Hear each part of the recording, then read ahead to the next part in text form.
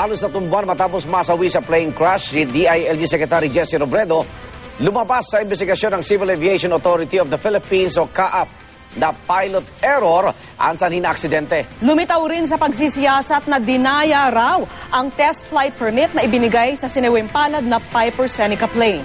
Saksi si Teresa Andrada. Pilot error ang dahilan ng pagbagsak ng Piper Seneca plane na lula noon ni DILG Secretary Jesse Robredo. Ito ang laman ng 30 pahay ng report ng Civil Aviation Authority of the Philippines o CAAP sa insidente na mismong si Pangulong Noynoy Aquino ang nagsapubliko. Kung tama lang ang ginawa ng ilang tao, kung sinunod lang ang mga patakaran ng industriya, kung nanatili lang na matapat sa kanilang obligasyon ang ilang sangkot, tiyak pong naiwasan dapat ang nangyaring trahedya. Bihasa at respetadong piloto, kinikilala rin local hero sa Cebu ang may-ari ng Aviatur Company na si Captain Jessup Bahinting. Ilang beses na raw siyang nakatulong sa pagligtas ng mga kababayan, kabilang ang minsang niyang pagbiyahe patungong Camiguin para maghanap ng anti-venom para sa isang empleyado ng zoo na natuklaw ng kobra. Pero sa isang timeline, ipinaliwanag ng CAAP ang pagkukulang daw ni Bahinting nang masira ang isa sa makina ng eroplano. 23 minuto kasi matapos mag-take off mula Cebu, naranasan ng engine trouble alas 3:30 noong August 18. Bagamat malapit pa sa Cebu, itinuloy lang ni Bahinting ang biyahe patungong Naga imbis na bumalik.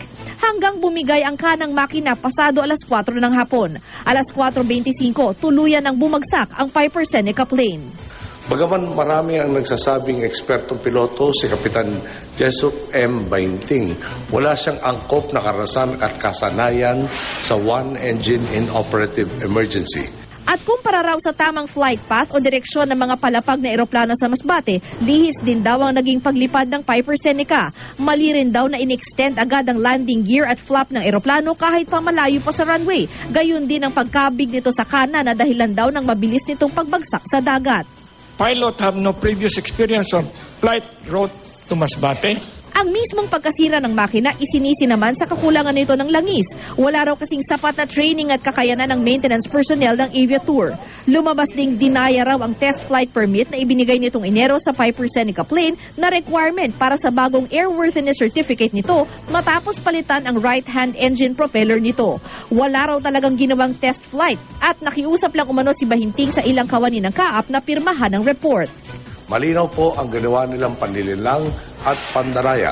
Ang naging kabayaran, buhay ng 3 tao. Sintomas po ito sa paglaganap ng katiwalaan sa isang sistemang matagal na umiiral na isinasaayos na ngayon ng pamahalaan.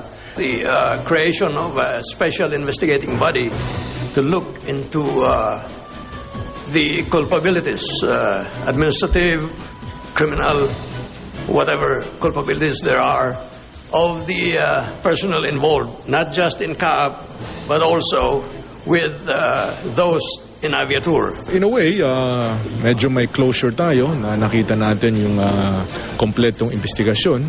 Bagamat tanggap na raw ng pamilya Robredo ang nangyari, sana raw ay magsilbi itong leksyon sa lahat at hindi na maulit pa. Parang mas relief na tapos na.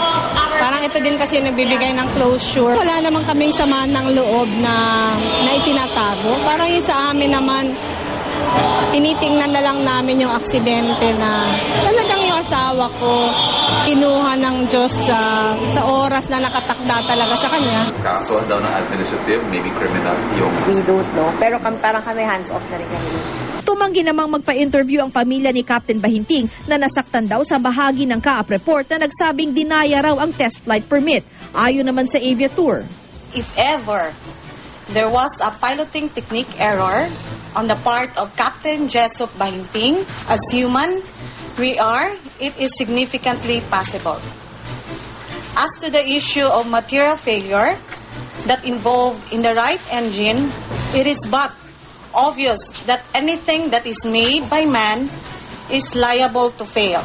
Ayon sa CAAP, isang special investigating body ang binuo para imbestigahan ang umano'y konsabahan sa pag-i-issue ng test flight permit. Magsasagawa rin ng re-auditing ang CAAP sa mga pilot school, maintenance organization at air taxi operation. Teresa Andrada ang inyong saksi.